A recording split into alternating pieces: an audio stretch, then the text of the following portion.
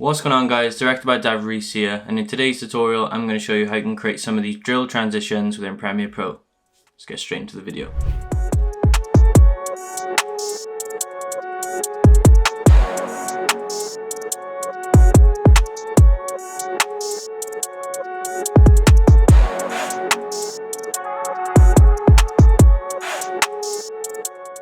So guys, before we jump into the video, you can head over to my website and pick up some of these flash transitions. I'm going to be using some of these in today's tutorial. I am going to show you how you can create some of these effects, but if you want to save some time, then go ahead and pick up this flash transition pack. You can create so many different flash transitions with this. They use loads and drills, music videos. So let's get straight into the video. So we're in Premiere Pro now, and we just have some clips from a music video, and we've just created some adjustment layers over the top. So to do this, you want to come over to your project panel, click on new item and then adjustment layer. Make sure these settings match your timeline. So what we're going to be doing now is on our adjustment layers, we're going to be coming over to the effects tab at the top, and then under presets, as you can see, I have loads of different presets saved here. First one we're going to be looking at is the flash transition pack. As you can see, double flashes, fast movement flashes, multi flashes, etc. Loads of different ones you can choose from. So I'm going to be choosing fast movement flash, and we're going to go with number 13. Then we're going to drag that onto our adjustment layer. And now what we're going to need to do is we're going to come over to effects controls at the top left. We can zoom this in a little bit if we need to, and we need to come to where the two clips meet each other, and we need to match this up like so. So as you can see, we have a nice fast flash transition there straight away. Now I'm going to show you how you can create another one. So now this time we're just going to come over to the effects, and we're going to try a multi-flash this time. And we're going to drag number 7 on, and then once again come over to effects controls, and then make sure you're lining up these effects where the cuts meet, and then we should have really cool fast transition there again. So those are some of the flash transitions, guys. Now I'm going to show you how you can create some cool ones by using some blur. So now we're going to type in transform, and we're going to drag that onto our adjustment layer, and then we're going to type in blur, and we're going to use this directional blur. This is really good for using these drill transitions. Then where the two clips meet, we're going to hit scale on transform, and we're going to increase the scale by 125, and then come back a little bit,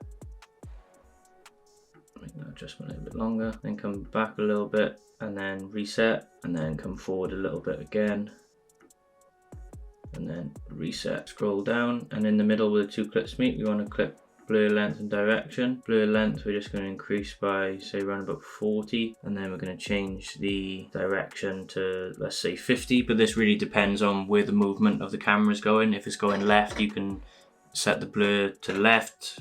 You know, it just kind of depends on where the camera's moving to sell this effect a bit more. So as you can see, this clip is, the camera is now going into the right hand side, so it would make sense if our direction went more to the right. So we're going to go around about 80, and then we're going to reset at the bottom here, and we're just going to increase this a bit more, and then we're going to keep this on 80%, and let's keep this zooming in for a bit longer. So there we just have a nice like zoom in, nice and cinematic. Got a bit of a blur on there as well, just to sell it a bit more, which looks cool. Now we're going to use the same effects again. So directional blur, drag that on, go 80% blur length and about 35. I'm going to drag transform on, and then effects controls, come down to the middle. So on effects controls, we're going to come down and reset the blur, a couple of frames, and then reset again, just like this. And then scroll down to scale. We're going to increase the scale like this. So this time it's more of an aggressive zoom in, which looks cool. We're actually going to do this one more time. So we're going to come over to effects, we're going to drag transform on, and then we're going to drag that directional blur on as well. Come to the start where the clips meet, and then we're going to increase the scale by a little bit, and then come just a couple of frames back this time, not too many, and reset. This time direction and blur, we're going to increase again, and this time reset them really far back before the zoom in happens, and then again, so on your keyframes it should look something like this. So a couple of frames before, and then a couple of frames after. You can even make this longer if you really wanted to. And then let's have a look at this. So that effect is really good when the beat kind of drops, and then you can just go into that and then transition to your next clip.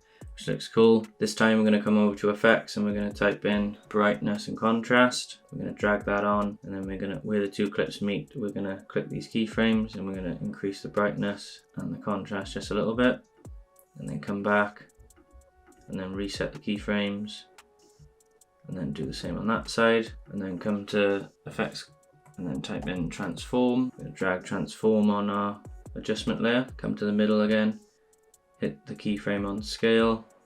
We're going to increase the scale and we're going to reset it at the start, and then we're going to reset it towards the end. We're going to then type in blur, and this time we're going to use the Gaussian blur. Drag that on again in the middle, make sure we're making that keyframe.